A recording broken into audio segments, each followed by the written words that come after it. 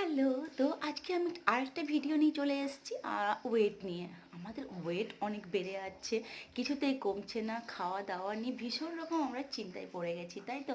তো কোনো রকম চিন্তার কিছু নেই, আজকে তোমার সাথে ওটাই শেয়ার করব যে কিভাবে তোমাদের মানে ওয়েট কমবে।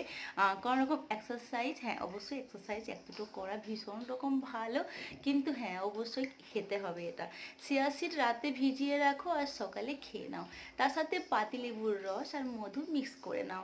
আবার বিকেলের দিকে যখন প্রচণ্ড খিদে পায় ঠিক তার আগে আবার এক গ্লাস খেয়ে নাও। আর খেয়ে নেওয়ার পরে তারপরে খাবার খাবে, আর তারপরে দেখবে এটা 1 মাস করো, মোটামুটি এটা কন্টিনিউ করো, 1 মাস করো মানে তারপরে রেজাল্টটা তোমরা বুঝতে পারবে।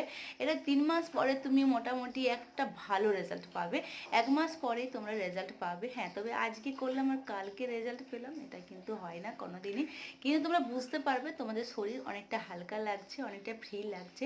তো